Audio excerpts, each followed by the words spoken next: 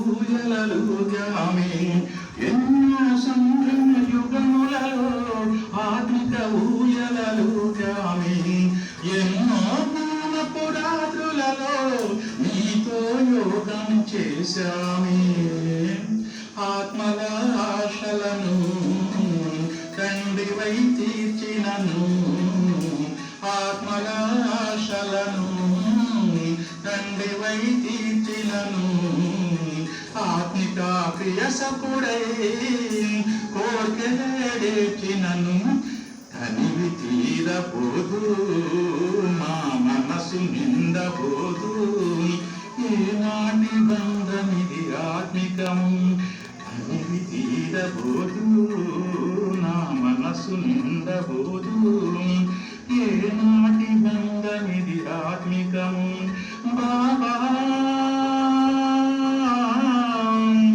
నా బాబా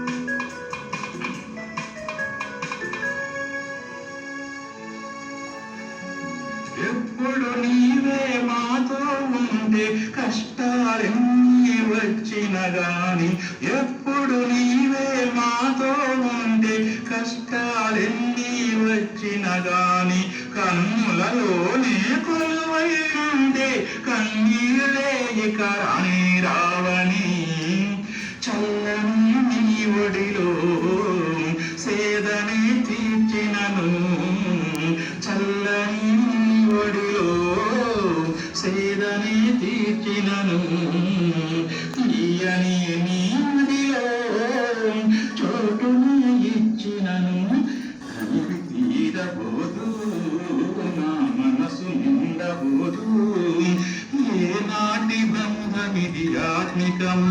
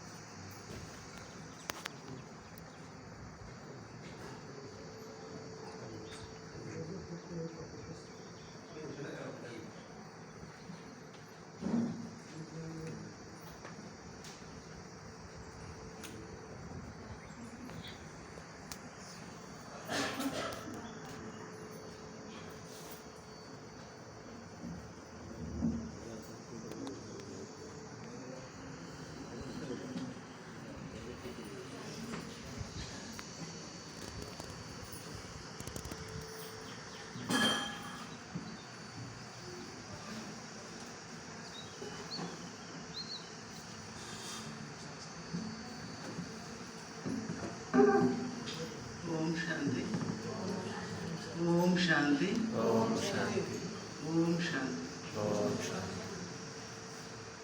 నా పేరు చంద్రకళ, అందరికీ తెలిసి ఉంటుంది అనుకుంటాను. మాది పుంగనూరు. నేను హై స్కూల్ హెచ్ఎంగా రిటైర్ అయిపోయాను. అంటే నేను జ్ఞానంలోకి వచ్చి కూడా 40 years అవుతా ఉంది. అంటే అప్పుడు హృదయపు శోధాది సుందరి మాతాజీ చంద్రమణి దాది వాళ్ళు అప్పుడు ఉన్నారు. మా ఇల్లు కూడా సుందరి మాతాజీ వచ్చి ఓపెన్ చేసినారు అనమాట ఫస్ట్. అంటే అప్పటి నుంచి ఈ బట్టీలు క్లాసులు ఉంటే నేను తప్పకుండా పోతా ఉన్నాను అనమాట.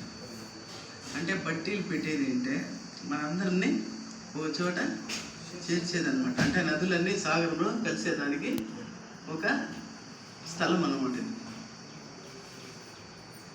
అంటే ఇక్కడ చూడండి, ఇప్పుడు ఆ అన్నయ్య అక్కయ్యలో వీళ్ళు బట్టి పెట్టకపోతే, రూపక వేణనే బట్టి పెట్టకపోతే మన నదులన్నీ సాగరంలో కలిసే ఛాన్స్ లేదు. అంటే ఎక్కడెక్కడో చూసి ప్రవహించుకొని వచ్చినాం. ఒక్కొక్క ఆత్మ ఒక్కొక్క నది. ఆ నదులు సంగమంలో కలిసేది మంచి ఏమంటే ఆ ప్లేస్ అనేది చాలా పంటలు బాగుంటుంటాయి, సారవంతమైన నేలది, రెండు కలయికలు వచ్చేది. కాబట్టి ఇక్కడ ఈ కోటూరులో ఈ స్థలము ఈ ఇల్లు మంచి పవర్ఫుల్ అనుకోవాలన్నమాట. కాబట్టి ఫస్ట్ అన్నయ్యలకు ఆ అక్కయ్యకు ఫస్ట్ కృతజ్ఞతలు. మీరు ప్రవహించుకోవాల్సిన ఈ నదులందరికీ కృతజ్ఞతలు. ఎందుకంటే ఒక్కొక్క నదిలో మునిగితే ఒక్కొక్క పాపం పోతుంది అంటారు కదా. కాబట్టి ఇన్ని నదులలో మనం మునిగినామంటే వాళ్ళు చెప్పే జ్ఞానాన్ని మనము స్వీకరించినాం, ఆచరించినాం. కాబట్టి మనం ఇప్పుడు అందరూ ఏమైపోయినాము? పవిత్రులు అయిపోయినాం. అందరూ పవిత్రులు అయిపోయినాము. ఇంకా ఏం మిగిలిందంటే ఇంక ఈ స్థలం నుంచి సాగరంలో కలిసేదే. అంటే ఎంత ఉంది ప్లేస్? కొంచెమే. కాబట్టి మనకేమి భయమో ఏదో చింత మతలో బాప్ కదా అమ్మాయి సార్. కాబట్టి